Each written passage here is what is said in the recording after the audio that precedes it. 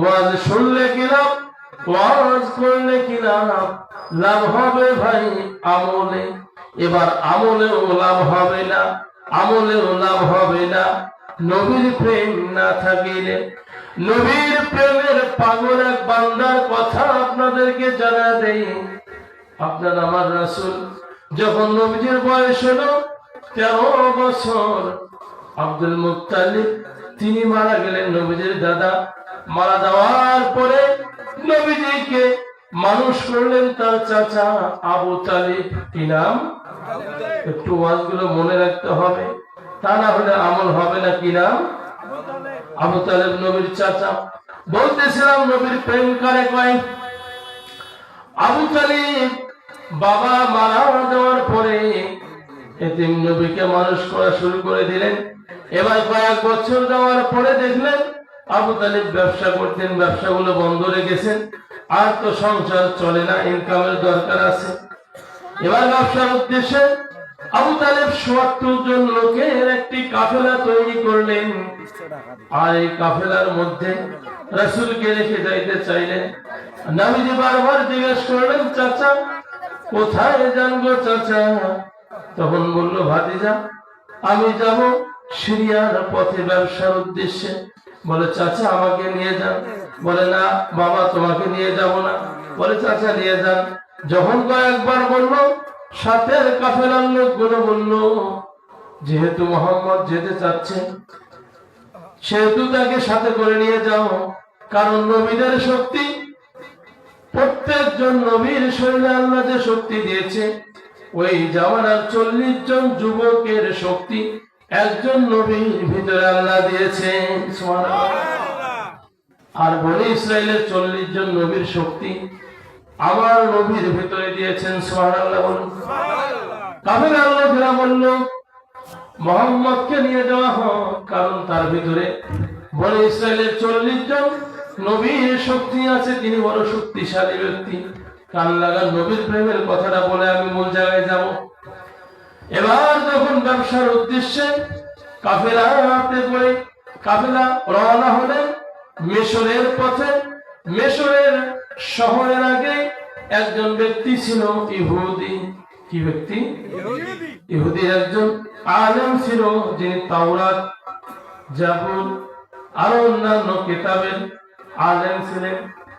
এই আলেম কিতাব পড়ে পড়ে পড়ে পড়ে দেখেছেন আপনার আমার নবীর কথাগুলো কিতাবে আসছে যে আখিরি নবী একদিন আসবে, তার এমন মান সম্মান আল্লাহ দিবেন যে তার উম্মত কিয়ামতের ময়দানে তার উম্মত জান্নাত না যাওয়া পর্যন্ত অন্য কোন নবীও জান্নাত যেতে পারবে না।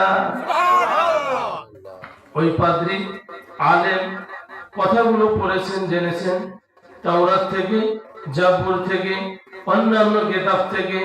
পড়ার পরে তার হৃদয়ের মধ্যে ভালোবাসা জন্মিল, আমি যদি বেঁচে থাকি আর যদি ওই নবীর দেখা পাই, সর্বপ্রথম আমি তার কাছে মুসলমান হয়ে যাব। এবার নবীর প্রেম হৃদয়ে যাচ্ছে। কোথায় যাচ্ছে?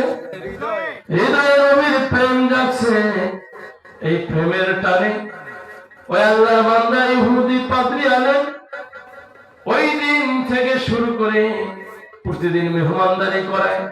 সিরিয়ার পথে যে কাফেলা চলে যায়, ওই কাফেলা তো মাঝখানে ঘাটি, ওখানে থামতে হয়।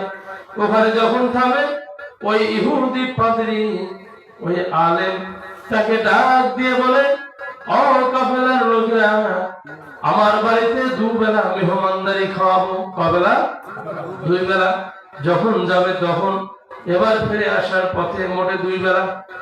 শুধুমাত্র রাসূলকে খুঁজতে গিয়ে একদিন 2 দিন নয়, দিনের পর দিন, মাসের পর মাস, বছরের পর বছর, এভাবে 25 বছর জীবনের কেটে গেল শুধুমাত্র রাসূলকে খুঁজতে গিয়ে। সুবহানাল্লাহ। এবার 25 বছর পার হয়ে গেল পাদ্রীর মেহমানদারির ঘটনা। প্রতিদিন মেহমানদারি করে কার আশায়? রাসূলকে পাবে বলে এই আশায় মেহমানদারি করায়। কবে জানি ভাগ্যে লেগে যায় আপনার আমার রাসূলের দেখা হয়ে যায়। এই প্রেম নিয়ে মেহমানদারি করে। 25 বছর পরে এই যে সিরিয়ার পথে যে কাফেলা যাচ্ছে ব্যবসার উদ্দেশ্যে, কাফেলা সিরিয়ার শহরে একটু আগে ওই পাদ্রী যেখানে বাড়ি করেছে ওর সামনে কাফেলাটি দাঁড় করা আছে। কাফেলা যখন দাঁড় করাইলো, দাঁড় হওয়ার পরে ইহুদি পাদ্রী তাকিয়ে দেখে প্রতিদিনের ন্যায় আজ আমার মেহমান খানায় কিছু মেহমান আসতেছে, এই মেহমানদের মেহমানদারি করাবো। হৃদয়ে কার ভালোবাসা নিয়ে মেহমানদারি করে? রাসূলের কার ভালোবাসা? হৃদয়টা বারবার রাসূলের দিকে বেকুল হয়ে যায়। পাদ্রী ওই কাফেলার কাছাকাছি গেলেন, গিয়ে দেখে কাফেলায় অনেক লোক দেখা যায়, কিন্তু লোকদের মাঝে একজন ছেলে 14-15 বছর বয়স। এই ছেলেটি কাফেলার মুরব্বীদের সঙ্গে বসলো না, তাদের সামনে দাঁড়াইলো না, বেয়াদবি হবে বলে মনে করিয়া তিনি একটু সাইডে গেলেন। একটা গাছ মরে গিয়েছে, শুকিয়ে গিয়েছে, সেই গাছের নিচে তিনি বসে পড়লেন।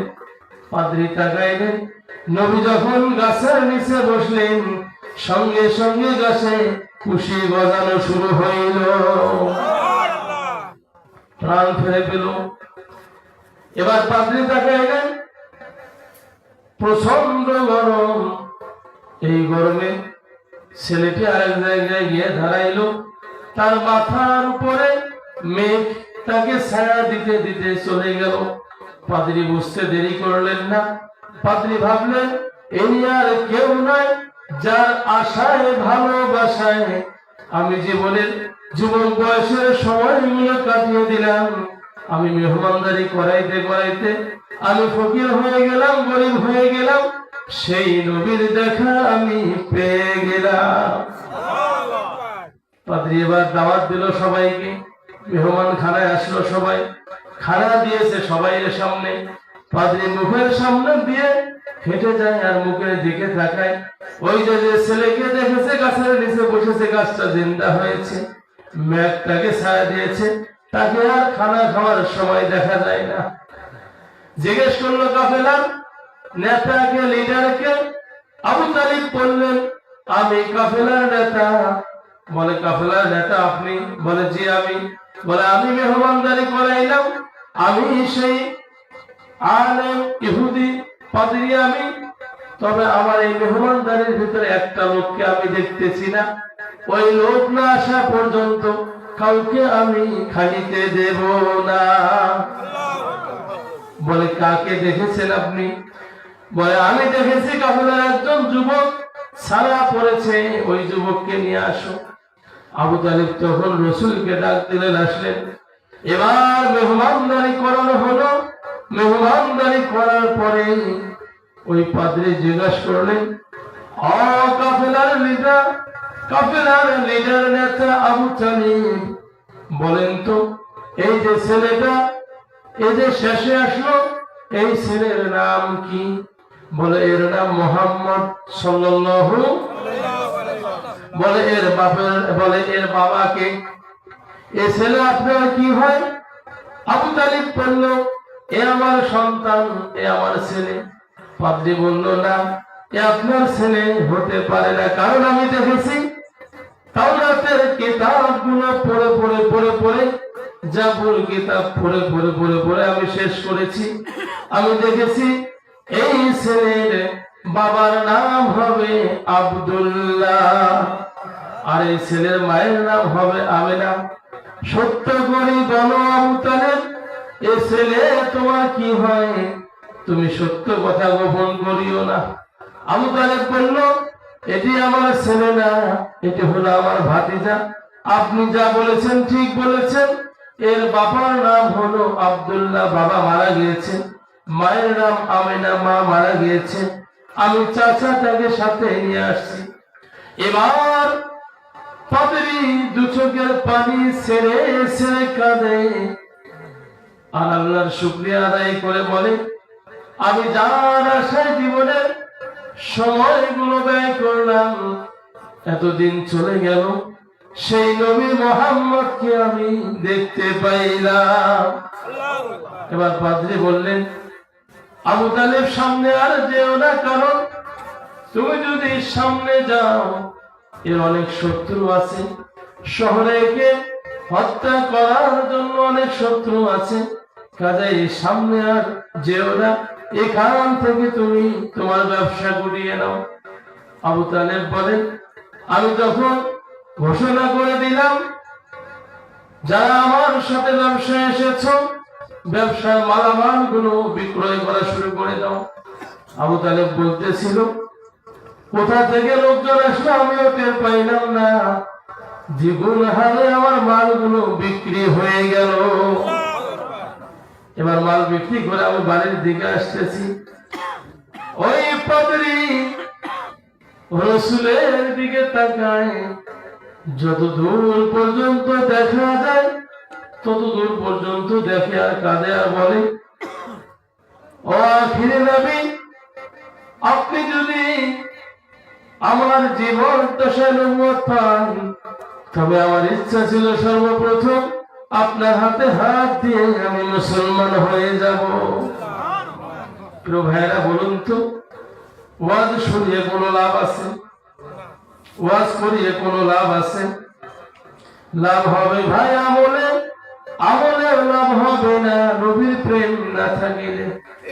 এবার মনোযোগ লাগান, আপনার আমার জীবনের মালিক কে?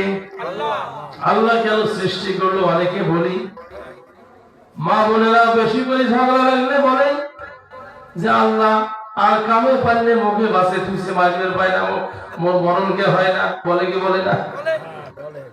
এবার কিছু মানুষ বলে যে দুনিয়ার পাশে থেকে কোনো লাভ নাই, বলে কি বলে না? আবার কিছু মানুষ বলে আমি দুনিয়ার পাশে থেকে কি বালা হলো, আল্লাহ কেন বানাইলো, কেন ফির মরণ দেয়, এত কষ্ট ভালো লাগে না, বলে কি বলে না? মনোযোগ লাগানোর সমাধান কোথায়?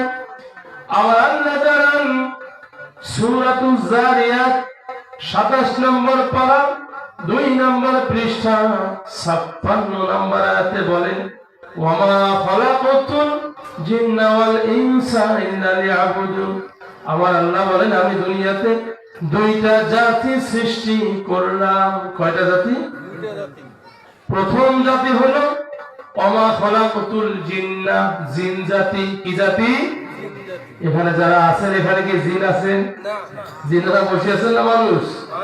দ্বিতীয় জাতি হলো মানুষ জাতি, ইনসান। কোন জাতি? এবার আমরা মানুষ জাতিকে নিয়ে আলোচনা করব। যেহেতু আমাদের সামনে কোনো জিন নাই সেহেতু জিনদের চ্যাপ্টারটা বাতিল করে দিলাম, মানবের চ্যাপ্টারটা সামনে নিয়ে আসলাম। মানবের জন্য আমার আল্লাহ বলেন আমি সৃষ্টি করলাম এই জন্য ইল্লা লিয়াবুদুন, তোমরা আমার ইবাদত করবে। সুবহানাল্লাহ। তাহলে আমাদের কেন সৃষ্টি করেছেন? ইবাদতের জন্য। কেন সৃষ্টি করেছেন? কথা বলেন, কেন? ক্লিয়ার হইলেন? তাহলে যারা বলে কেন সৃষ্টি করেছেন, উত্তর হলো ইবাদতের জন্য সৃষ্টি করছেন। কেমনে সৃষ্টি করলো এবার লক্ষ্য করুন। আমার আল্লাহ জানাইলেন সূরা নিসা। কোন সূরা? নিসা 4 নম্বর পারা 16 নম্বর পৃষ্ঠা প্রথম নম্বর আয়াতে প্রথম নম্বর লাইনে আল্লাহ বলেন, ইয়া আইয়ুহান নাসুত্তাকু রাব্বাকুমুল্লাযী খালাকাকুম মিন নাফসিন ওয়াহিদা। আমার আল্লাহ জানাইলেন ইয়া আইয়ুহান নাসু, হে মানব জাতি, ইত্তাকু, ভয় করো, রাব্বাকুম, তোমাদের প্রভুকে, খালাকাকুম, যিনি সৃষ্টি করেছেন তোমাদেরকে, মিন নাফসিন ওয়াহিদা, একটি মাত্র প্রাণ হতে। কয়টা প্রাণ হতে? একটি প্রাণ হতে। একটি প্রাণকে কেমনে সৃষ্টি করলেন আমার আল্লাহ জানান।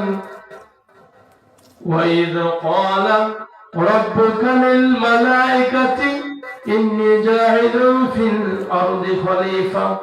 সূরা বাকারা 1 নম্বর পারা 4 নম্বর পৃষ্ঠা 30 নম্বর আয়াতে আমার আল্লাহ জানান, যখন আমি ইচ্ছা করলাম ফেরেশতাদেরকে ঘোষণা করে দিলাম, জানিয়ে দিলাম, ওয়াইদ ক্বালা রাব্বুকা লিল মালাইকা, ও আমার ফেরেশতারা আমি পৃথিবীতে প্রতিনিধি সৃষ্টি করব, মানুষ পাঠাবো।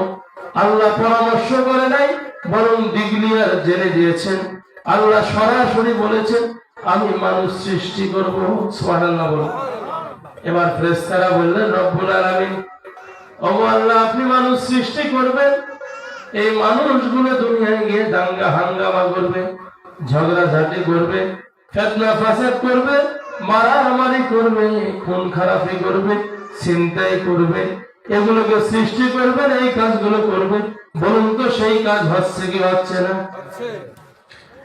আমার আল্লাহ জানাইলেন ইন্নী আ'লামু মা লা তা'লামুন, আমি যা জানি তোমরা তা জানো না। এবার আসতেছি যখন মানুষ সৃষ্টি করবে, আর ফেরেশতারা বললো এই কথা, তার মানে ফেরেশতারা আগে থেকে জানতো না। তারা কেমনে জানছে? জিনা আগে এই দুনিয়ায় বসবাস করেছেন। আমরা আসার 2000 বছর আগে এই জিন জাতি ছিল, তারা ইবাদত বন্দেগী করেছে। যখনই তারা ফিতনা ফাসাদ করেছে, মহান আল্লাহ তাদের ধ্বংস করে দিয়েছে। বিধায় ফেরেশতারা ওগুলো দেখে সাক্ষী হয়েছে। এই যে মাহফিলের প্যান্ডেল, এই মাহফিল যে আজকে হবে, আপনারা আগে থেকে জানেন কি জানেন না?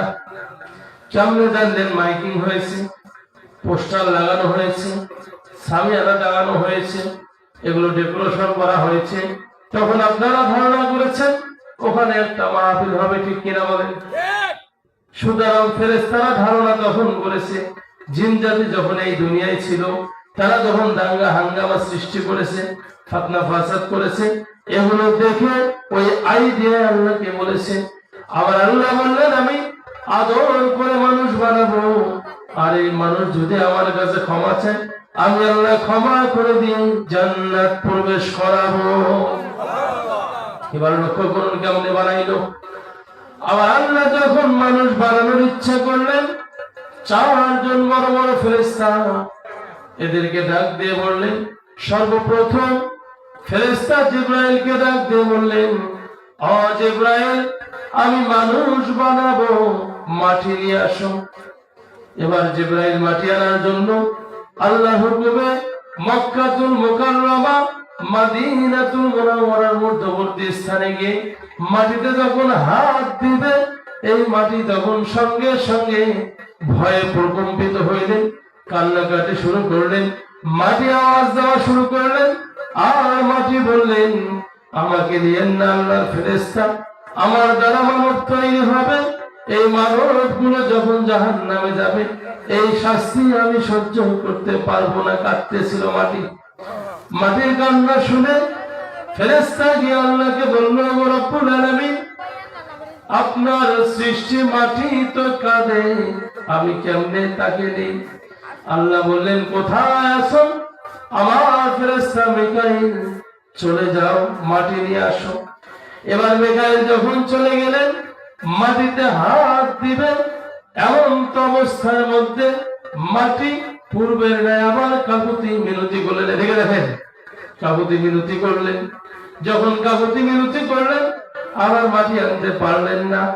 তৃতীয়তে গেলেন ইসরাফিল ফেরেশতা, অনুরূপ তিনি একই কথা শুনলেন। আবার আল্লাহ জানাইলেন, আজরাইল, কোথায় আছো আমার ফেরেশতা? দেরি করিও না, তুমি মাটি নিয়ে আসো। আজরাইল যখন মাটি আনতে গেলেন, মাটিতে হাত দিলেন, হাত দিয়ে যখন মাটি উঠাইলেন, মাটি কান্নাকাটি শুরু করলো। তখন আজরাইল বললেন, ও মাটি আল্লাহ সৃষ্টি, আমার আল্লাহ তোমাকেও বানিয়েছে, আমাকেও বানিয়েছে, সুতরাং আমি আল্লাহর কথাই শুনবো। এ বলে মাটি নিলেন। আজরাইল এত বড় দেহ বিশিষ্ট ফেরেশতা ছিলেন, যার মাটির এক মুষ্টি মাটির ওজন ছিল 40 মণ। কত মণ? আমার আল্লাহ বললেন, আজরাইল, যেহেতু মাটি তোমাকে কাকুতি মিনতি করেছে, তোমার সামনে কেঁদেছে, তবুও তোমার মনটা নরম হয় নাই। এবার আমি তোমাকে দায়িত্ব দিলাম, পৃথিবীর জমিনে যত আদম সৃষ্টি করা হবে, এই আদম সন্তানের রূহগুলো কবজ করবে, তথাপি তোমার হৃদয়ে কোনো মায়া থাকবে না। একদিন নবী সুলাইমান আলাইহিস সালাম সুলাইমান নবী বৈঠকখানায় আলোচনা করতেছে, এমন তো অবস্থায় এক আল্লাহর বান্দা দৌড়াইতে দৌড়াইতে হাঁপাইতে হাঁপাইতে ভয়ে প্রকম্পিত হয়ে নবী সুলাইমানের সামনে গিয়েছে। সুলাইমান নবী তার প্রকম্পিত ভাব দেখে ভীত অবস্থা দেখে জিজ্ঞেস করলো, আল্লাহর বান্দা এত ভয় করতেছো কেন, কি হয়েছে? বলে, নবী সুলাইমান গো, আমার অন্তরের মধ্যে এমন একটা ভয় লেগেছে। এইটা আমার বাড়ির সামনে দেখলাম বিশাল আকৃতির একজন মানুষের মতো দেখা যায়, যার মাথাটা মনে হয় আসমানে ঠেকে গিয়েছে, জমিনে পা গুলো কত বড় বড়, চোখগুলো। এটা দেখে আমি ভয়ে অস্থির হয়েছি। আমার মন বলে, নবী এখান থেকে আমাকে সমাত নামক একটি জঙ্গল আছে যেখানে মানুষ যায় না, কেউ যায় না, সেইখানে পাঠিয়ে দেন, আমার কিছুটা ভয় কমবে। নবী সুলাইমান গো, আপনার কথা তো বাতাস শোনে, জিনেরা শোনে, পশু পাখি কোনগুলো আপনার আল্লাহ পাক অনুগত করে দিয়েছে, আপনি একটু পাঠায় দেন। নবী সুলাইমান বাতাসকে হুকুম দিলেন, বাতাস যেহেতু এই লোকটা ভয়ে প্রকম্পিত হয়েছে, একে পৌঁছায় দাও। ওই সময় ছিল নবী সুলাইমান আলাইহিস সালাম বাইতুল মুকাদ্দাস জেরুজালেমের জায়গায় ছিল, ওখান থেকে সাওয়ারাত জবল ৬০০০ মাইল দূরে। যখন লোকটাকে পাঠিয়ে দেওয়া হলো, পাঠিয়ে দেওয়ার সঙ্গে সঙ্গে লোকটা যখন ওখানে হাজির হইলেন, বাতাস পৌঁছায় দিল মুহূর্তে। এই যে মোবাইলে যে কথা হয়, কথা হইতে কি বেশি সময় লাগে? বাতাসের দ্রুত গতি, সেকেন্ড সময় লাগে না। রিসিভ করলে আপনি বলতেছেন হ্যালো, উনি বলতেছে হ্যালো, সময় লাগে? বাতাসের এত পাওয়ার আল্লাহ দিয়েছে। যখন পৌঁছায় দিলেন, লোকটি সোজা হইয়া দাঁড়াইল, দাঁড়িয়ে বলতেছে, আল্লাহর বান্দা, যাই হোক, মনে হয় আমি আজরাইলের হাত থেকে বাঁচলাম, একটু বিপদ থেকে আমি নিস্তার পাইলাম। এ বলে যখন আল্লাহর বান্দা সোজা হইয়া দাঁড়াইলেন, চক্ষু খুলে দেখে যে এই লোকটার ভয়ে ওই জেরুজালেম বাইতুল মুকাদ্দাস থেকে ৬০০০ মাইল দূরে সাওয়ারাত নামক জঙ্গলে এসে হাজির হইলেন। ঠিক চক্ষু খুলে দেখে ওই লোকটা চোখের সামনে দাঁড়িয়ে আছে। এবার আল্লাহর বান্দা চোখের পানি ছেড়ে দিয়ে কাঁদে আর বলে, কে গো আপনি? আমি আপনার ভয়ে নবী সুলাইমানের কাছে গেলাম, ৬০০০ মাইল দূরে এই জঙ্গলের মধ্যে আমি হাজির হইলাম। কে আপনি? আপনার দেখা এখানে আমি কেমনে পাইলাম? আমি আপনার ভয়ে এত দূর আসলাম, আপনি কিভাবে চলে আসলেন এখানে? আজরাইল বলতেছেন, আমিও তো আশ্চর্য হয়ে গেলাম, অবাক হয়ে গেলাম, আল্লাহর বান্দা কেমনে তুমি এখানে চলে আসলে? আমার আল্লাহ যখন আমাকে আদেশ করলো, আজরাইল কোথায় আছো? ওই বান্দার জীবনটা কবজ করে নিয়ে আসো, ওই বান্দার রূহটা বাহির করে নিয়ে আসো, সাওয়ারাত জঙ্গলে গিয়ে তার রূহটা নিয়ে আসো। আমি বললাম, রব্বুল আলামিন, এখনো তো আপনার বান্দা ৬০০০ মাইল দূরে জেরুজালেমে, এখান থেকে কেমনে ওখানে চলে যাবে গো আল্লাহ? যাইতেও তো সময়ের দরকার আছে। বলুন তো, আল্লাহ যা জানে পৃথিবীর কেউ কি তা জানে? জানে? জানে না। আবার আল্লাহ বললেন, আজরাইল ছুটে যাও, আমার বান্দার সামনে তোমার দেহটা দেখা দাও, বডিটা দেখা দাও, দিয়ে তুমি ওখানে চলে যাও। বলে, তখন আমি আশ্চর্য হইলাম আর চিন্তা করলাম, কেমনে এত দূর চলে আসবেন? আমি তখন আমার বডিটা আপনারে দেখা এখানে আসলাম। লোকটি বলল, আপনি মালাকুল মাউত আজরাইল, আমি যদি জানতাম নবী সুলাইমানের কাছে যাইতাম না, আর এখানেও আসতাম না। এখন হয়তো আপনি আমার জীবনটা নিয়ে নেবেন, আমার এই দেহটা কে গোসল করাবে, কে জানাজা পড়াবে, কে বা কবর দিবে, কি হবে আমার অবস্থা? একটুখানি সময় দেন, আমি আবার আগের জায়গায় ফিরে যেতে চাই। বলুন তো, সময় দিবে? সময় দিবে? সময় দিবে না। মৃত্যুর সময় আসলে বাঁচার সুযোগ নাই। এবার লোকটি কাঁদতেছেন।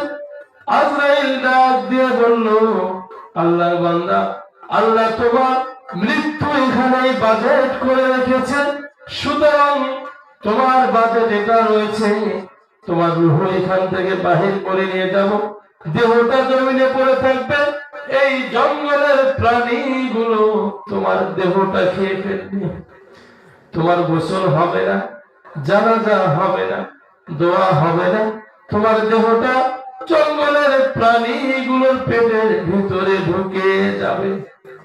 বলুন তো, এরকম মৃত্যুকে আমরা চাই? মৃত্যু কার কখন আসবে বলা যায়? কাজে মৃত্যুর কথা স্মরণ করতে হবে। ওসমান গনি রাদিয়াল্লাহু তাআলা আনহু, তিনি যখন সাথীদেরকে নিয়ে হাঁটতেছেন, হাঁটতে হাঁটতে সামনে যখন কবর পাইল, কবর দেখে দু চোখের পানি ছেড়ে ছেড়ে কাঁদে। সাথীরা বলে, ওসমান এত কাঁদেন কেন? বলে, আমি এই জন্য কাঁদি, ওই কবর দেখলে আমার মনে হয় ওই কবরটা নবী বলেছেন কারোর জন্য জান্নাতের বাগান হয়ে যাবে, আবার কারোর জন্য জাহান্নামের গর্ত হবে। এই জন্য আমি কাঁদি। যদি কবরটা কারোর জন্য জাহান্নামের গর্ত হয়ে যায়, কবরে ঢোকার সঙ্গে সঙ্গে কবর দুই দিক থেকে এমন চাপ দিবে, ডান পাঁজরের হাড়গুলো বাম পাঁজরে ঢুকে যাবে, বামের গুলো ডানে ঢুকে যাবে, এরকম পিষ্ট করে দিবে। তাই আমি আল্লাহর কাছে কবর দেখলে কাঁদি, রব্বুল আলামিন এই কবর থেকে আমাদের হেফাজত করুন। আমরাও চাই কিনা? আল্লাহ যারা আমাদের হেফাজত করে বলুন আমিন। প্রিয় ভাইরা, লক্ষ্য করুন, এই কবর হবে মানুষের প্রথম ঘাঁটি। দুনিয়ায় যদি আমল না থাকে, ওই কবরে নাজাতের কোনো সুযোগ নাই। যত আপনি টাকা পয়সা, গাড়ি বাড়ি আর জমিদারি করেন না কেন, মৃত্যুর পরে এগুলো একটাও চলবে। ফাতেমা রাদিয়াল্লাহু তাআলা আনহা, তেনাকে যখন কবরস্থ করা হয়, ওই সময় যিনি কবরে নেমেছিল তিনি বলেছিল, কবর, তোমার ভিতরে যাকে রাখতেছি ইনি দুনিয়ার সাধারণ কোন মানুষ না, ইনি হলো ইমাম হাসান হুসাইনের মা, ইনি হলেন হযরত আলীর স্ত্রী, ইনি হলেন আখিরি পয়গম্বর নবী মুহাম্মদ সাল্লাল্লাহু আলাইহি ওয়াসাল্লামের কলিজার টুকরা কন্যা। কাজে খবরদার বেয়াদবি করিও না, বেয়াদবি করিও না। কবর থেকে আওয়াজ এসেছে, আমি হাসান হুসাইনের মা বুঝি না, আমি আলীর স্ত্রী বুঝি না, আমি নবীর কন্যা মেয়ে বুঝি না, আমি বুঝি আমল। যারা আমার কাছে আমল নিয়ে আসবে তারাই আমার আযাব থেকে নাজাত পাবে। কাজে ভাইরা, লক্ষ্য করুন, দুনিয়ার টাকা পয়সা, ধন দৌলত আর জমিদারি, এগুলো মৃত্যুর পরে একটাও কাজে লাগবে না, ঠিক কিনা বলেন? কাজে জীবন থাকা সত্ত্বেও সমস্ত দাম্ভিকতা, অহংকার, লোভ লালসা সব ছেড়ে দিয়ে কবরের কথা ভাবতে হবে। বলতেছিলাম, যখন আল্লাহ মাটি আনতে বললেন, মনে আছে আপনাদের? মাটি যখন আনতে বললেন, এবার আজরাইল মাটি নিয়ে গেলেন। আমার আল্লাহ মাটিটা 40 বছর বৃষ্টি দিয়ে ভিজায়া দিলেন। 40 বছর বৃষ্টিতে ভিজলো। এবার আল্লাহ তাআলা 40 বছর ফেরেশতাদেরকে বলল, মাটি দিয়ে কাদো তৈরি করো, এই মাটিটা ভিজানোর পরে কাদো করো। কাদো যখন 40 বছর করলো, আমার আল্লাহ আদমের দেহ বানাইলেন। দেহটা হলো 60 হাত লম্বা। কত হাত লম্বা? আদমের দেহ 60 হাত লম্বা। বুকের মাপটা ছিল 7.5 হাত, পায়ের তলার ছাপটা হলো 5.5 ফিট। এরকম দেহ বিশিষ্ট একটি মানব তৈরি করলেন আল্লাহ। আদমকে বানানোর পরে সূর্যকে আদেশ করলেন 40 বছর ধরে সূর্যটা সেখানে আলো দিল। তাহলে প্রথম 40 বছর হলো বৃষ্টির পানি দিয়ে মাটিটা ভিজে গেল, পরের 40 বছর ভিজা মাটিটা কাদা হয়ে গেল, মানব হইল। এবার সূর্যের আলো 40 বছর ধরে শুকিয়ে দিল। শুকানোর পরে আমার আল্লাহ তাআলা এবার আদমকে দেখার জন্য অনেক ফেরেশতা যায়, তারা আলোচনা করে আল্লাহ কি বানাইলো। ইবলিস শয়তান আদমের বডির কাছে গিয়ে বিশাল লম্বা 60 হাত, বুকের মাপ 7.5 হাত, পায়ের মাপ 5.5 ফিট, এই দেহর কাছে গিয়ে এভাবে শব্দ করে মাটির হাড়ের মতন এই টন টন করে বাজে, মাটির হাড় টোকাইলে বাজে না। এবার শয়তান কয় কি বানাইলো আল্লাহ। শয়তানের কাজ হলো সব সময় মানুষের ভুল বাইর করা, ঠিক কিনা বলেন? ওখানেও ভুল বাইর করতে গেছে। আমার আল্লাহ তাআলা আদমকে বানানোর পরে এবার আদমের রূহ ঢুকায় দিলে। সর্বপ্রথম যখন আদমের রূহ ঢুকায় দেয়, আদমের রূহ এই যে মাথার তালু, তালু ছেড়ে এটা নাম কি? তালু, কথা বলেন না, এটা নাম কি? বাচ্চাদের গরম তালু তেল দেয়। আমার আল্লাহ তাআলা আদমের তালু দিয়ে রূহ ঢুকায় দিলেন। তালুটা অল টাইম এরকম এরকম করে না? আদমের তালু দিয়ে রূহ ঢুকায় দিল। প্রথমবার ঢুকায় দিল, রূহ আর থাকে না, বাহির হয়ে যায়। দ্বিতীয়বার ঢুকায় দিল, আবার বাহির হয়ে যায়। আবার আল্লাহ জিজ্ঞেস করলো আদমের রূহ বডিতে কেন থাকো না, কি সমস্যা তোমার?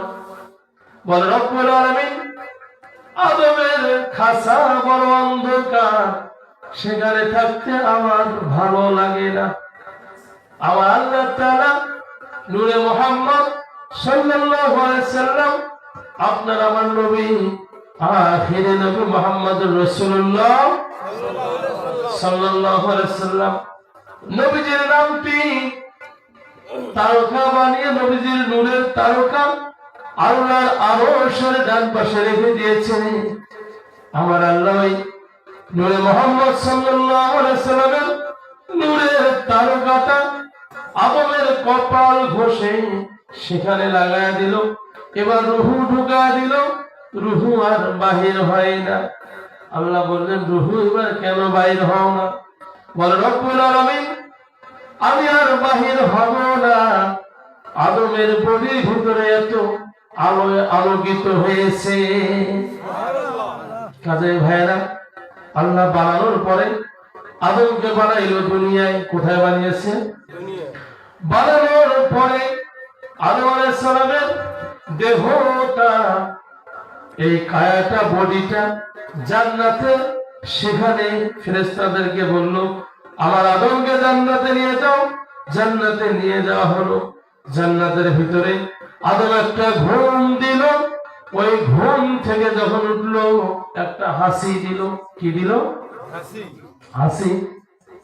হাসি দেওয়ার সঙ্গে একগুলো সিংহনের মতো বেড়ায়, সিংহনও কিন্তু না। এই জিনিস দিয়ে ঈসা নবীর মা মরিয়মের স্বামী আল্লাহ তৈরি করেছেন। সুবহানাল্লাহ। এই ঘটনায় পরে আসতেছি, মনে রাখবেন কথাটা, স্মরণ করে দিবেন। যখন হাসি দিল, হাসি দেওয়ার সঙ্গে সঙ্গে ডান দিকে তাকিয়ে দেখে একজন সুন্দরী রমণী মহিলা দেখা যায়।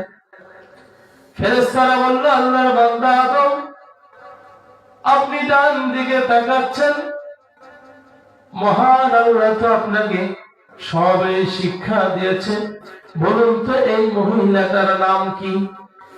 আমার আল্লাহ শিক্ষা দিয়েছেন। আদম বলল এর নাম হলো হাওয়া। কি নাম? হাওয়া।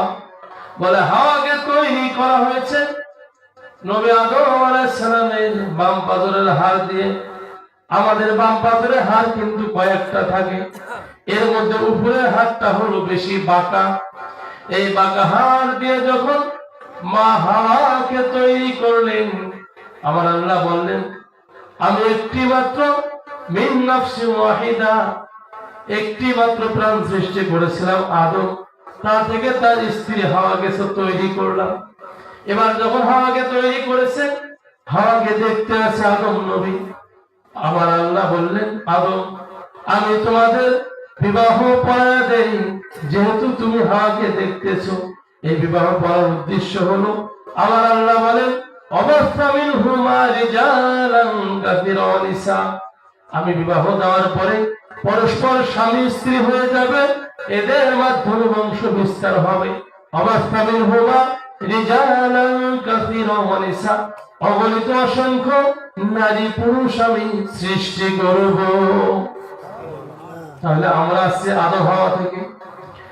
মা হাওয়ার সঙ্গে যখন বিবাহ হয়ে গেল, আমার আল্লাহ তাআলা কোরআনুল কারীমে সূরা বাকারা 1 নম্বর পারা 5 নম্বর পৃষ্ঠা 35 নম্বর আয়াতে বলেন ওয়াকুল্লা ইয়া আদামু উসকুন আনতা ওয়া যাওজুকাল জান্নাতা ওয়াকুলা মিনহা রাগাদান হাইথু শি'তুমা ওয়া লা তাকরাবা হাযিহিশ শাজারা ফাতাকুনা মিনাল যালিমিন। আমার আল্লাহ বললেন ওয়াকুল্লা ইয়া আদম, হে আদম কুনাউতা ওয়া যাওজুকাল জান্নাতা, আদম হাওয়া আমার জান্নাতের চতুর্দিকে ঘুরে বেড়াও, আর আমার জান্নাতের খাবারগুলো ফলগুলো যা খাবারের মন চাই তোমরা দুইজন খেতে থাকো। তবে ওরা তাকরাবা হাযিহিশ শাজারা, ওই যে বৃক্ষের নিকটবর্তী যে ওলা সব খাও, জান্নাতি খাবার ওখানে যাবে না। আদম হাওয়া সব জান্নাতি খাবারগুলো স্বামী স্ত্রী একসঙ্গে বেড়াচ্ছে, ঘুরতেছে, খাইতেছে, কিন্তু ওই নিষিদ্ধ বৃক্ষের নিকট যাচ্ছে না। আদম আলাইহিস সালাম জান্নাতের একদিকে গিয়েছেন, মা হাওয়া কাছাকাছি।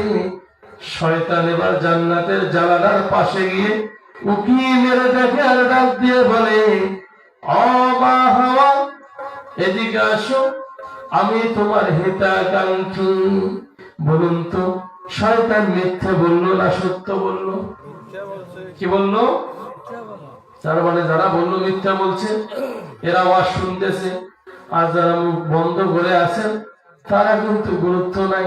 বলেন এবার শয়তান মিথ্যা বলছে না সত্য বলছে? কথা বলে। তাহলে মানুষ রূপী শয়তান গুলো মিথ্যা বলে না সত্য বলে? নবী আমার জানিয়ে দেন সমস্ত পাপের মূল হলো মিথ্যা বলা। এটা বলা যাবে? যাবে না। এবার যখন ওই ইবলিস জান্নাতের জানালা দিয়ে ডাক দেয় ও মা হাওয়া এদিকে আসো, আমি তোমার হিতাকাঙ্ক্ষী। মা হাওয়া বুঝতে পারলেন না, শয়তানের ধোঁকায় পড়িয়া গেলেন, কাছাকাছি গেলেন, ভাবলেন মুরব্বী মানুষ কিছু একটা বলবে শুনি। বলে মা ওই গাছের ফলের রস খাইতে কেন নিষেধ করেছে আল্লাহ? যদি তোমরা খাও তাহলে আজীবন জান্নাতে থাকবে, আর যদি না খাও আল্লাহ একটা দুনিয়া বানাইছে সেখানে পাঠিয়ে দিবে। বলুন তো শয়তান ভুল বলছে না মিথ্যা বলছে? সঠিক বলছে না বেঠিক বলছে? বেঠিক বলছে, মিথ্যা বলছে। মা শয়তানের চক্রে পড়িয়া ওই যে গাছের ফলের রস খাইলো। আমাদের মা বোনেরা ডিজিটাল নব্য শয়তানের চক্রে পড়ে সন্তান স্বামীকে ছেড়ে পরপুরুষের হাত ধরে বাড়িয়ে যায়, ঠিক কিনা? মা বোনেরা কান লাগান, শয়তান কেমন শয়তানি করে। আপনাদের অবস্থা কি হইল? এবার যখন ফলের রস খাইতে গেল, বাবা আদম দৌড়াইতে দৌড়াইতে হাওয়ার নিকট আসলো। আসিয়া বলল হাওয়া কি হয়েছে? বলে খান আপনি, আপনি একটু খান। যখন আদম নবী খাবে সঙ্গে সঙ্গে বলল হাওয়া এটা কোথায় পাইছো? বলে ওই ফলের রস বলে এটা তো খাওয়া যাবে না, এই জায়গায় টিপে ধরে বমি করে ঢেলে দিয়েছে। তাই আমাদের বাবার চিহ্ন আছে না নাই? আদমের চিহ্ন আছে না নাই? এবার যখন খেয়ে ফেললো, খাওয়ার সঙ্গে সঙ্গে মা হাওয়ার মুখের কাপড় উড়ে যায়, খুলে যায় জান্নাতি পোশাক। এবার মা হাওয়ার হাতের কাপড় গুলো খুলে যায়, মাথার কাপড় খুলে যায়, পায়ের টাকনুর নিচে কাপড় গুলো খুলে যায়। এই জন্য উযুতে 4টি ফরজ আল্লাহ দিয়েছে। এবার যখন বিবস্ত্র হয়ে গেল, উলঙ্গ হয়ে গেল, আবার হাওয়া কাঁদে আর জান্নাতে দৌড়ায় আর বলে, ও জান্নাতের গাছ, আমাদের একটা পাতা দাও, আমরা ইজ্জত ঢাকি। গাছগুলো বড় বড় ছিল, কেউ আর কথা শোনে না, দুজনেই কাঁদে আর বলে আমরা ভুল করেছি। قَالَ رَبَّنَا ظَلَمْنَا أَنفُسَنَا وَإِن لَّمْ تَغْفِرْ لَنَا وَتَرْحَمْنَا لَنَكُونَنَّ مِنَ الْخَاسِرِينَ। ওগো রব্বুল আলামিন, আমরা আদম হাওয়া ভুল করেছি, আপনি যদি মাফ না করেন, ক্ষমা না করেন, আমরা ক্ষতিগ্রস্ত হয়ে যাব, আপনি আমাদের মাফ করিয়া দেন। বলুন তো আমরা মাফ চাবো কার কাছে? ক্ষমা চাবো কার কাছে? নাজাত দিবেন কে? আমার আল্লাহর দয়া হইল, আল্লাহ ফেরেশতাকে ডাক দিয়ে বলল, জিবরাইল কোথায় আছো? যাও রে জিবরাইল, দ্রুত গতিতে যাও, জান্নাতি গাছের 5টা পাতা হাওয়াকে দিয়ে দাও আর 3টা পাতা আদমকে দিয়ে দাও। দিয়ে দেওয়ার পরে তাদেরকে বলে আসো, আল্লাহর পক্ষ থেকে আদমের জন্য কাফনের কাপড় দিয়ে গেলাম আর হাওয়ার জন্য কাফনের কাপড় দিয়ে গেলাম। এই জন্য পুরুষরা মরে গেলে কয় কাপড় লাগে? 3 কাপড়। কয় কাপড় লাগে? মা বোনেরা মরে গেলে কয় কাপড় লাগে? 5 কাপড়। এই কাফনের কাপড় দিয়ে দিলে ওই 5টা পাতা 3টা পাতা দিয়ে। এবার একজনকে নামায় দিল শ্রীলঙ্কার সিংহল পর্বতে, নবী আদমকে আল্লাহ নামায় দিল দুনিয়ায়, মা হাওয়াকে জিদ্দায় নামায় দিল। এবার মা হাওয়া বাবা আদম দুজন কাঁদে আর কাঁদে, আল্লাহর কাছে ক্ষমা চায়, কাঁদে আর বলে, রব্বানা যালামনা আনফুসানা ওয়া ইন লাম তাগফির লানা ওয়া তারহামনা লানাকুনান্না মিনাল খাসিরিন। তারা বলে, রব্বুল আলামিন, আমরা ভুল করেছি, জুলুম করেছি আমাদের নফসের উপর, আপনি যদি মাফ না করেন, ক্ষমা না করেন, আমরা ক্ষতিগ্রস্ত হয়ে যাব। এমনে কাঁদতে কাঁদতে কাঁদতে কাঁদতে দিনের পর দিন চলে যায়। আরাফার ময়দানে যখন পৌঁছাইল, ওই সময় আদম নবীর মনে হলো, হায় রে, আমি তো জান্নাতে যখন ছিলাম, ওই জান্নাতের পাতায় পাতায় লেখা দেখেছিলাম আমার আল্লাহর নামের সঙ্গে একটি নাম মুহাম্মাদুর রাসূলুল্লাহ। না জানি আমার আল্লাহর কোন প্রিয়জন, প্রিয় বান্দা হবে, মহান আল্লাহর কোন প্রিয় বন্ধু হবে, যার নামটি জান্নাতের গাছের পাতায় পাতায় লেখা আছে। বলে, রব্বুল আলামিন, ওগো আল্লাহ, আপনার ওই বন্ধুর নামে রসিলা করিয়া আমাকে মাফ করিয়া দেন। আমার আল্লাহর সঙ্গে সঙ্গে আদমকে মাফ করে দিল। সূর্যোদয় হলো, তাকিয়ে দেখে হাওয়া সেখানে হাজির হয়েছে। আপনার আমার নবী, নবী মুহাম্মদুর রাসূলুল্লাহ হজের সময় আরাফার ময়দানে সাহাবায়ে কেরামরা একত্রিত হইলে পরে বলেছে, ও আল্লাহর বান্দারা, এখানে তোমাদের আদি পিতার দোয়া কবুল হয়েছে, সুতরাং এখানে দোয়া করো, আল্লাহ তোমাদের দোয়া কবুল হবে। আজও হাজিরা দেখবেন মক্কাতুল মুকাররমায় হজ করতে গেলে ওই আরাফার ময়দানে গিয়ে দু হাত উঠাইয়া আল্লাহর কাছে প্রার্থনা করে, আল্লাহু আকবার বলো। আর যত দলাদলি ঠেলাঠেলি হিংসা প্রতিহিংসা বাংলাদেশে, কেউ কয় মোনাজাত করব, কেউ কয় না করব, কেউ কয় জায়েজ, কেউ কয় বেদাত, বলে কিনা?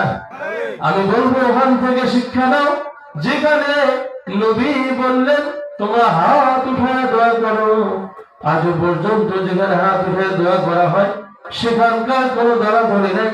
সামান্য কয়েক হরফ শিখে তোমরা অহংকারী শুরু করে দিয়েছো, ঠিক কিনা বলেন? সুতরাং আমার আল্লাহ বলেন অহংকারী আল্লাহ পছন্দ করে না। ইন্নাল্লাহা লা ইউহিব্বু মান কানা মুখতালান ফাখুরা। এবার আদম হাওয়া দেখা হইল, কি হইল? দেখা হওয়ার পরে তাদের সংসার জীবন শুরু হইল, সন্তান আসা শুরু হয়ে গেল। যখন সন্তান আসে, পৃথিবীর সর্বপ্রথম যে মানুষের কবর হয় সেই মানুষটার নাম কি বলেন তো? কি নাম বলতে পারবে? আদম আলাইহিস সালাম। আমার কিছু কথা মনে হয়, ওই যে বললাম ওয়াজ শুনলে গেলাম, ওয়াজ করলে গেলাম, লাভ হবে ভাই আমলে, আমলেও লাভ হবে না নবীর প্রেম না থাকিলে। এবার আদমের সন্তান হইল জোড়ায় জোড়ায় মা হাওয়া, জোড়ায় জোড়ায় সন্তান, তার নাম যমজ সন্তান। কি সন্তান? ৭৭ জোড়া সন্তান হইল।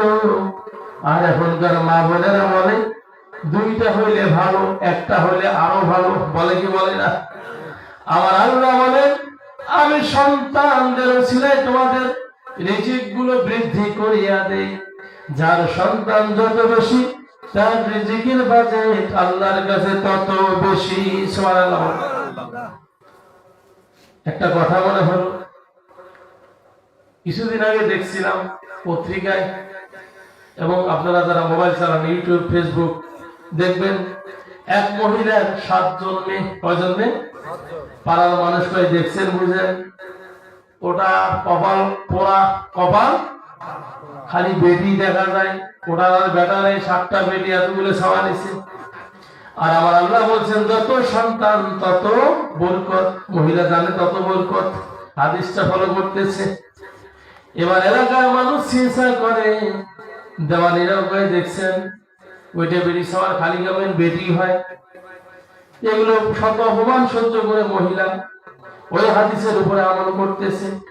7টা মেয়ে মানুষ হয়েছে, একটা হয়েছে জজ, একটা হয়েছে কলেজের প্রধান শিক্ষক শিক্ষিকা, আর একটা হয়েছে ডাক্তার, একটা হয়েছে মাস্টার, এভাবে একটা হয়েছে সেনাবাহিনীর বড় অফিসার, একজন হয়েছে পুলিশের বড় অফিসার। 7টা 7 জায়গায় যেমন খালি গেছে, রেজেক বৃদ্ধি করে দিয়েছেন কে? আল্লাহ। এবার এলাকার মানুষ সুর পাল্টাইল, হয় দেখছেন এর মতন ভাগ্য ভালো কারো নাই। কাদের ভাইরা আমার, দুনিয়ার সমস্ত মানুষ যদি আপনাকে ভালো বলে আর আমার আল্লাহ যদি আপনাকে খারাপ বলে, তাহলে ভালো বলার মানুষগুলোর ভালো দিয়ে 1 পয়সা লাভ নাই, ঠিক কিনা বলেন? আর দুনিয়ার সমস্ত মানুষ যদি খারাপ বলে আর যদি আমার আল্লাহর কাছে আপনি ভালো হয়ে যান, এই খারাপের কোনো দাম নাই, ঠিক কিনা বলেন? বলতেছিলাম সন্তান যখন হইল, আদম আলাইহিস সালাম 40,000 আওলাদ রেখে মারা গিয়েছে। কত হাজার? 40,000। আপনার আমার কত হাজার আছে? ওই যে নবীর আওলাদ বলবেন বেটা একটা বেটি একটা, আর একটা নিয়ে গেছেন, তা বউ বারে কয় না না চলবেন না। এলাকার বাসী কেন বউ চলবে না? ওই আশেপাশের কয় এত ছাওয়া নিয়ে করবো কি? বলুন তো রুহুগুলো বানাইছে কে? আল্লাহ। ছাওয়া বানার কারো কোনো শক্তি আছে? পরে আমি আসতেছি সে কথায়। জোড়ায় জোড়ায় যখন সন্তান হইল, এই সন্তানদের দায়িত্ব কেমনে পালন করবে? পালন করার ব্যাপারে আমার আল্লাহ জানান সূরাতুল বাকারা 2 নম্বর পারার 17 নম্বর পৃষ্ঠা 233 নম্বর আয়াতে আল্লাহ বলেন, ওয়াল ওয়ালিদাতু ইরদি'না আওলাদাহুন্না হাওলাইনি কামিলাইনি লিমান আরাদা أن يتم الرضاعة وعلى المولود له رزقهن وكسوتهن بالمعروف لا تكلف نفس إلا وسعها لا تضار والدة بولدها ولا مولود له بولده وعلى الوارث مثل ذلك فإن أرادا فصالا أو تراض منهما وتشاور فلا جناح عليهما وإن أردتم أن تسترضعوا أولادكم فلا جناح عليكم إذا سلمتم ما آتيتم بالمعروف واتقوا الله واعلموا أن الله بما تعملون بصير আমার আল্লাহ বলেন সন্তানের দায়িত্ব বাবা কেমনে পালন করবে, মা কেমনে পালন করবে। ও দুনিয়ার মানুষ, যুবকেরা কান লাগান, যারা বিয়ে করেছেন লাভ হবে, যারা বিয়ে করেন না তাদেরও লাভ হবে। যাদের সন্তান হয়েছে তাদের উপকার আছে, যাদের সন্তান হয় নাই তাদের উপকার আছে। মা বোনদের আরো বেশি উপকার। মনোযোগ লাগান। কোরআনুল কারীমের সূরা বাকারা 2 নম্বর পারার 17 নম্বর পৃষ্ঠার 233 নম্বর আয়াতের আলোচনা করা হচ্ছে। আমার আল্লাহ বললেন, যখন সন্তান জন্মগ্রহণ হবে, এই জন্ম থেকে শুরু করে সন্তানকে 2 বছর দুধ পান করাবে মা। কত বছর? 2 বছর। একজন সন্তানকে তার মা কয় বছর দুধ পান করাবে? কথা বলেন, কয় বছর? 2 বছর আল্লাহ জানিয়ে দিলেন। এখন আমাদের দেশের সমাজে দেখবেন পুষ্টিহীনতায় ভোগে বিধায় খ্রিস্টানদের তৈরি করা একটা সংগঠন আছে, মা শিশুর জন্য তারা পুষ্টিকর খাবার দান করে, আছে না? এটা কেন হইল? মুসলমান যখন কোরআন ভুলে গেল, ঈমান ছেড়ে দিল, তো বেঈমানরা তাদের মাথার উপরে দরদে হয়ে গেল। ঠিক কিনা বলেন? এবার দেখবেন যে সন্তান 2 বছর দুধ পান করে নাই, মা তার স্তনকে ঠিক রাখার জন্য 2 বছর দুধ পান করায় নাই সৌন্দর্যের জন্য, ওই সন্তান একটু বড় হইলে চশমা লাগে, কানা। ঠিক কিনা বলেন? চশমা ছাড়া চোখে দেখে যে সন্তানগুলো বর্তমান হচ্ছে, ভালো করে খোঁজ নিয়ে দেখবেন। আর কোরআনের কথাটা মিলাবেন। সূরা বাকারা 2 নম্বর পারা 17 নম্বর পৃষ্ঠা 233 নম্বর আয়াতে আল্লাহ বললেন, মা তার সন্তানকে 2 বছর দুধ পান করাবে। কিন্তু মায়েরা সন্তানকে ভালোবাসে ঠিক, 2 বছর দুধ পান করায় না। অনেক মা আছে তার সন্তানগুলো চোখে দেখে না, চশমা ছাড়া চলে না। ঠিক কিনা বলেন? কাজে মায়েরা খুব মনোযোগ দিয়ে কথাগুলো গ্রহণ করবেন। যখন সন্তানকে 2 বছর দুধ পান করাইছে আগের মানুষ, পূর্বে আমাদের সময় দেখেছি, আপনারা দেখেছেন, অনেক মুরব্বী আছেন, এখনো বুড়ো হয়ে গিয়েছেন, কোরআন এখনো দেখে দেখে পড়তে পারে, আছে না? চোখের পাওয়ার এখনো ঠিক আছে, কারণ মায়েরা দুধ পান করাইছে, এত কিছু জানে নাই। এখন যত জানছে তত ব্যাংলা হয়েছে। যেখানে মা বোনদের জন্য পর্দা ফরজ করে দিয়েছেন আল্লাহ, সেখানে মা বোনেরা লজ্জা লাগে। এই যে এখন ওড়নায় দিয়ে দেয়, আগে ছোটতে দেখছিলাম মা বোনেরা ওড়না দিয়ে মাথা ঢাকছিল কইনের মতো, এখন মাথাটা সারিয়া গলার মধ্যে দিয়ে ঝুলি বেড়ায়। আবার কিছুদিন পরে এই তো আস্তে আস্তে আমি যখন গাড়িতে আসি, টার্মিনালে গাড়িতে যখন ব্রেক করলো, দেখলাম একজন মেয়ে লোক গেঞ্জি পরে হাঁটতেছে। নাউজুবিল্লাহ কোন। আবার আল্লাহ বলেন, ফিয়াই সূরাতিন মা শারাকাবা, আমি আল্লাহ আমার ইচ্ছা অনুযায়ী মানুষের সুরগুলো তৈরি করলাম, কণ্ঠগুলো দিলাম। দেখবেন মেয়ে লোক যত স্যুট প্যান্ট আর জিন্স প্যান্ট পরুক না কেন, গ্যাবার্ডিং প্যান্ট পরুক না কেন, কণ্ঠর আওয়াজ কিন্তু পরিবর্তন হয়? আওয়াজ পরিবর্তন হয় না। এর থেকে কি তোমার হুঁশ হয় না? আমার আল্লাহ তোমাকে কত সুন্দর শরীর দিল, বডি দিল, সম্মান দিল স্বামীর সংসার করার জন্য, সেটা বাদ দিয়ে প্যান্ট শার্ট পরে তুমি বেনাল্লার মতো ঘুরে বেড়াও, তোমার দুনিয়াতে অশান্তি হবে, ধর্ষিত হবে, ময়দানে জাহান্নাম ছাড়া গতি হবে না। ঠিক কিনা বলে? কাজে মা বোনদের খুব মনোযোগ দিতে হবে। এখন কি নতুন ফ্যাশন বেড়াইছে, ফ্যাশন বলে ঢক কয় না, ঢক। মা বোনেরা কান লাগান। আল্লাহ আপনাদের বলেছেন, আপনারা যদি 4টা আমল করতে পারেন আমার আল্লাহ 8টা জান্নাতের দরজা খুলে দিবে। 4টা আমল, প্রথম আমল হলো, আমি যে কথা চাচ্ছি এটা বড় মনে করে দিবেন, ওই যে সন্তানের কথাটা দুধ পান করা। 4টার প্রথম আমল হলো আল্লাহর সাথে কাউকে শরীক করা যাবে না। দ্বিতীয় আমল হলো আল্লাহর ইবাদত করতে হবে, 5 ওয়াক্ত নামাজ পড়তে হবে, নামাজ ছাড়া যাবে না। তৃতীয় আমল হলো নামাজের পরে মহিলারা মা বাবার খেদমত। প্রথম আমল হলো আল্লাহর সাথে শরীক করা যাবে না। দ্বিতীয় হলো নামাজ পড়তে হবে। তৃতীয় হলো রমজানুল মুবারক মাসের রোজাগুলো পালন করতে হবে। চতুর্থ নম্বর হলো স্বামীর খেদমত করতে হবে। কার খেদমত করতে হবে? স্বামীর কথা শুনলে অনেক মা বোন চটকি ওঠে, হ্যাঁ এটা কেমন কথা? মা বোনেরা লক্ষ্য করুন, ফিরআউনের স্ত্রী ছিল আসিয়া। ফিরআউন বলেছিল আনা রাব্বুকুমুল আ'লা, আমি তোমাদের প্রভু, আমি তোমাদের খোদা।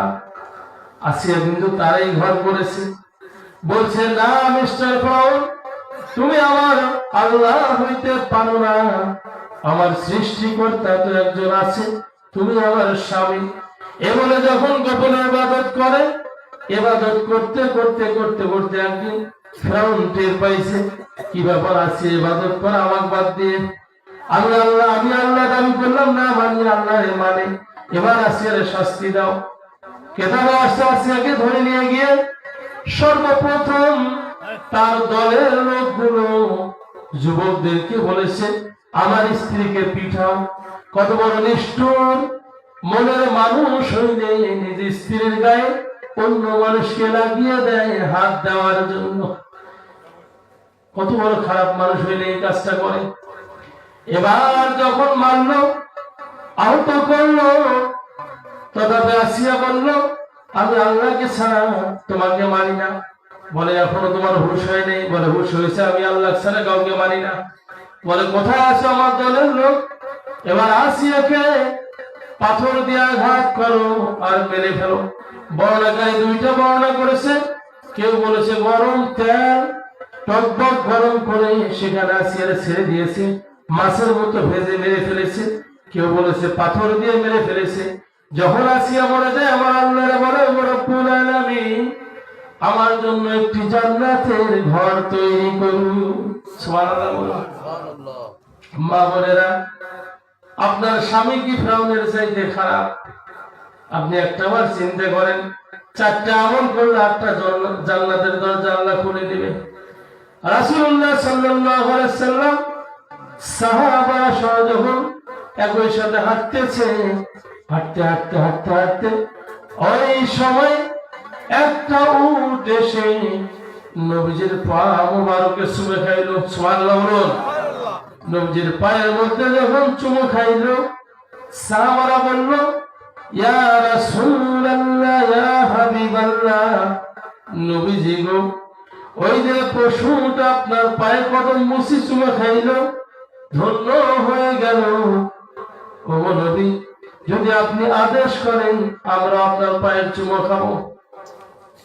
নবী বললেন ও আল্লাহর বান্দারা, কান খুলে শোনো, যদি আল্লাহর পরে কাউকে সিজদা করার অনুমতি থাকতো, কারো পায়ে চুমো খাওয়ার অনুমতি থাকতো, আমি রাসূল বলতাম স্ত্রীরা যেন তার স্বামীর পায়ে সিজদা করে আর স্বামীর পায়ে চুমো খায়। এটা নিষেধ করে দিয়েছেন রাসূল। নিষেধ করে দিলেন কে? রাসূল। কাজেই কোন পীর পয়গম্বর ওলিয়া উলিয়া কারো পায়ে চুমো খাওয়া যাবে? যাবে? সিজদা করা যাবে? শিরক, অতি ভক্তিতে শিরক করা যাবে? লিমিটের মধ্যে ভক্তি থাকতে হবে। বড় পীর আব্দুল কাদের জিলানী রাহমাতুল্লাহ আলাইহির নাম শুনেছেন আপনারা? শুনেছি।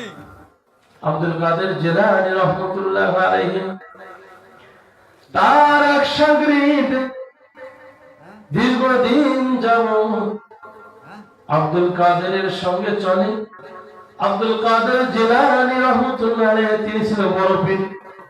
তার ওই খাদেম পীর সাহেবের খাদেম যখন পীর সাহেব যুবক অবস্থায় তখন থেকে খাদেমগিরি করে।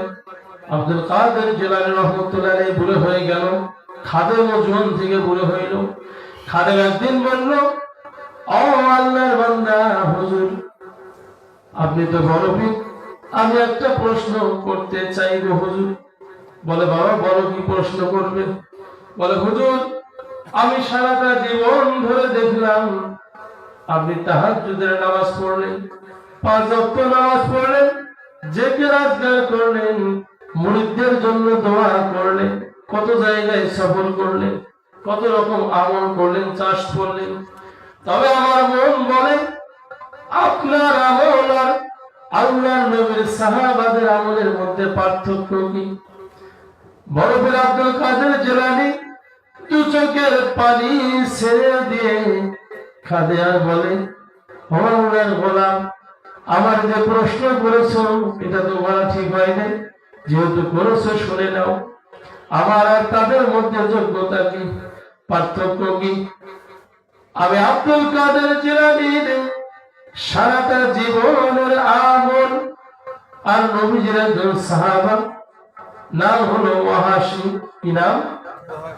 ওয়াহাশী রাদিয়াল্লাহু তাআলা। ওয়াহাশী নবীজি যখন যুদ্ধের ময়দানে রাসূল সাল্লাল্লাহু আলাইহি ওয়াসাল্লামের চাচা হামজা, নবীজির চাচা হামজা বুকটা ফেরে কলিজাটা বাহির করে ওয়াহাশী সাবিয়া ছিল, তখন ইসলাম গ্রহণ করেন নাই। বলে, যখন নবীজির চাচার কলিজাটা বুক ফাড়িয়ে বাহির করে পশুর মতো চাবায়া চাবায়া খায়, ওই ওয়াহাশী নিজের জীবনের ভুল বুঝতে পারিয়া নবীজির কাছে এসে যখন ইসলাম গ্রহণ করলেন, নবীজি বললেন, ও ওয়াহাশী, আমি রাসূল যখন কোন বৈঠকে থাকবো, তুমি বৈঠকের সামনে বসবে না, পিছনে বসবে। কারণ তুমি যখন সামনে বসবে আমি তোমাকে ক্ষমা করে দিয়েছি ওয়াহাশী, তবে আমার চাচার কথাগুলো মনে পড়ে যায়। কি একটা অ্যাক্সিডেন্ট দেখলে মনে হয় না, মনে পড়ে যায়, সুতরাং আমার পিছনে বসবা। আব্দুল কাদের জিলানী বড় পীর বলেন, ওই ওয়াহাশী যাকে নবীজি বলেছেন আমার সামনে বসিও না, পিছনে বসবে, ওই ওয়াহাশী যখন যুদ্ধের ময়দানে ঘোড়ার পিঠের মধ্যে ওঠে, ঘোড়া যখন চাবুক মারে দৌড় দেয় যুদ্ধের ময়দানে, আর পা ফেলে ফেলে দৌড়ায়, ওই ঘোড়ার পায়ের নিচে খুরের তলার নিচে যে ধুলোগুলো আছে, ওর একটা ধুলো যদি এক পাল্লায় দেওয়া হয়, আর আমি আব্দুল কাদের জিলানীর তামাম জিন্দেগীর আমল গুলো একদিকে দেওয়া হয়, তথাপি ওই ঘোড়ার খুরের পায়ের নিচের ধুলোর ওজনের মতো আমার সারা জীবনের আমলের ওজন হবে না।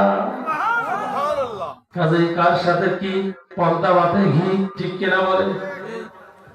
প্রিয় ভাইরা, লক্ষ্য করুন সাহাবাদের কি মর্যাদা। আমার আল্লাহ বলছেন, আমার রাসূল বললেন, সাহাবারা হলো নক্ষত্র, আমি রাসূলের পরে সাহাবাদের অনুসরণ করিও, আলেম ওলামাদের অনুসরণ করিও। প্রিয় ভাইরা, আরো একটি আল্লাহর ওলির ঘটনা বলি, নাম হলো বাইজিদ মুস্তাবি। এই বাবা বসো। কি নাম? বাইজিদ মুস্তাবি। বাইজিদ মুস্তাবি রহমতুল্লাহ আলাইহি, তিনি একদিন জঙ্গলের ভিতর দিয়ে হেঁটে যায়, যাইতে আগে তো আড়াবাড়ি বাঁশবাড়ি দিয়ে ঘাটা ছিল, যখন যায় গাইতে বাইজিদ মুস্তাবি রহমতুল্লাহ আলাইহি সামনে গেলেন, ক্লান্ত হয়ে একটা গাছের নিচের মধ্যে দাঁড়াইলেন, দাঁড়িয়ে একটু অপেক্ষা করলেন, একটা পাখি এসে উড়ন্ত অবস্থায় বাইজিদের শরীরে পায়খানা করলো, পায়খানাটা ঘাড়ের মধ্যে পড়েছে। বাইজিদ মুস্তাবি ঘাড়ের দিকে তাকিয়ে দেখে পায়খানা, পাখির দিকে আঘাত হয়ে তাকাইলেন, পাখিটা বাস্ট হয়ে ছিঁড়ে গেল। এবার বাইজিদ মুস্তাফি আগাচ্ছেন, ওলিদের সামনে দেখেন আগাচ্ছেন, আগাইতে আগাইতে আগাইতে আগাইতে বাইজিদ মুস্তাফি সামনে গেলেন। যাওয়ার পরে নামাজের সময় হইল, আসরের নামাজ। কিসের নামাজ? আসরের নামাজের সময় হইল। লতা পাতা দিয়ে একটি ঘর ঘিরানো। বাইজিদ মুস্তাফি বলতেছে, এই ঘরের ভিতরে কে আছো? একবার বলল, কে আছো? আমাকে একটু উজু করার পানি দাও, আমি উজু করবো। পানি পাইল না। আবার বলল, কে আছো? আওয়াজ হয় না। তিনবারের বেলা বলল, কে আছো? ভিতর থেকে রাবরা বসি ধমক দিয়ে বলে, বাইজিদ, এ বাইজিদ, এটা পাখি মারার জায়গা নয় রে বাইজিদ, এটা হলো আমার বাড়ি। বাইজিদ থমকে গেলেন। ঘটনা কি সর্বনাশ! এ কেমন করে জানলো পাখি আমি মেরে ফেলছি? এবার বাইজিদ আসামি হইল। তার থেকে বড় ফের বেড়াইলো কি বেড়াইলো না? কেমনে জানলো? কণ্ঠটা মহিলা মানুষের। বলে, কে মা আপনি? আপনি কেমনে জানলেন পাখি মারার ঘটনা? বলে, পরে শোনো। পানি তুলে এক বদলা উজু করবে। উজু করতে গিয়ে দেখে একটা জায়গায় আগুন ধরেছে। এবার বাইজিদ মুস্তাফি রহমতুল্লাহ আলাইহি পানিটা ঢেল দেবে। ভিতর থেকে মহিলা আওয়াজ দিয়ে বলল, বাইজিদ, লোকদেরকে যদি বাঁচাইবার অনুমতি থাকতো তোমার আগে আমি বাঁচিয়ে দিতাম। ওই লোকগুলো নাফরমান, আল্লাহ গজবে ধ্বংস করে দিবেন। সুতরাং পানি চটকা লাভ হবে না। বাইজিদ আরো অবাক হইলেন, এটা কেমন কথা? বলে, কে মা আপনি? কেমনে এতগুলো জানলেন? মা বোনেরা কান লাগান, যদি আপনারা অলি হয়ে যান আপনাদের স্বামীরাও হবে। এবার বলল, কে মা আপনি? ঘটনা কেমনে জানলেন? বলে, ঘটনা তো আমি জানলাম এই জন্য, আমি তো কেউ না, আমার নাম হলো রাবেয়া বসরি। কি নাম? বলে, রাবেয়া বসরি মা।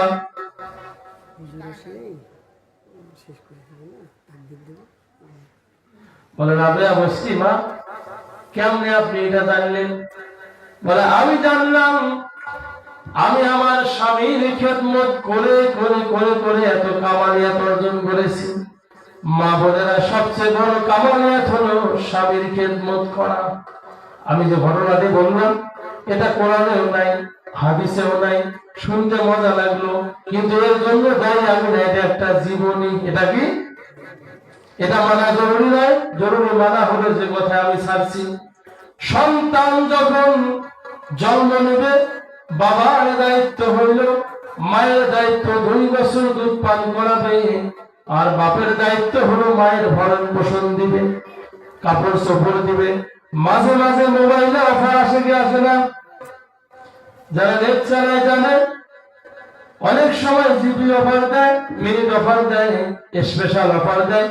মায়ের জন্য স্পেশাল অফার হলো, সন্তান যখন জন্মগ্রহণ করবে তখন থেকে শুরু করে, সন্তান যখন পেটে আসবে তখন থেকে শুরু করে বাবা মায়ের যত্ন নিবে, যাতে ওই সন্তানের মা কোনো সাইড থেকে কষ্ট না পায়, পুষ্টিহীনতায় না ভোগে। খাদ্য বাড়িয়ে দিতে হবে, খাবারের মানগুলো উন্নত করতে হবে, পোশাক নতুন নতুন পরাইতে হবে, যাতে মায়ের মনটা ভালো থাকে। এ হলো বাবার দায়িত্ব, কোনো সাইড দিয়ে কমতি দেওয়া যাবে না। এখন যখন বাবা এই দায়িত্ব পালন করা ভুলে গেলেন, মায়ের পেটে সন্তান আসলো, বাবায় গরু ধরি যায় পীরের বাড়ি। আসলে না এরকম এরকম বলতে আসলে নাই? এটা কিন্তু অনেক ভালো, আলহামদুলিল্লাহ। যে জলসে আমরা আছি, আমাদের এই তরিকতের হুজুর অনেক ভালো, এরকমও আছে। প্রিয় ভাইরা, দেখবেন ওই স্ত্রীর খোঁজ খবর রাখে না, ডাংমারি করে। আল্লাহ বলছেন খাবার দিতে হবে, পুষ্টিকর ভালো খাবার। আর ওই বেচরা খাবার আনি দেয় কচু, ঘেঁসু, পটল, আলু। যখন ছাড়াটা হয় তখন কি ছাড়া জন্ম দিছিস বলে কি বলে না? এই দোষ তো মায়ের নয়, এই দোষ হলো পিতা। কারণ মায়ের দায়িত্ব দুধ পান করানো, পিতার দায়িত্ব হলো ভরণ পোষণ, দেখভাল, সম্পূর্ণ দায়িত্ব আল্লাহ দিয়েছেন পিতাকে।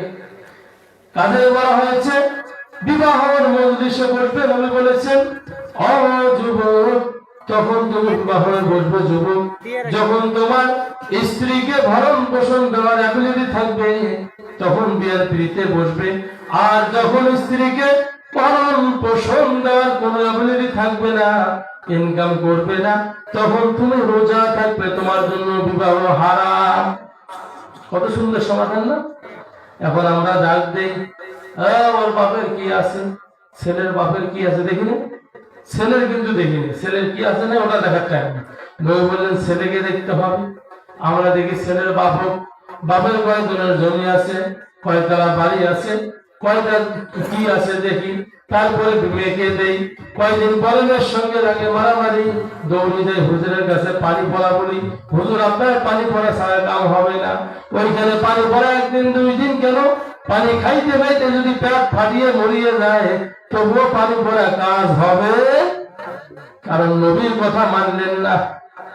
যেখানে নবীর কথা মানলেন না, নবীজির একটা কথা দুনিয়ার তামাম মানুষের সমস্ত কথা মিল করলে এক হবে।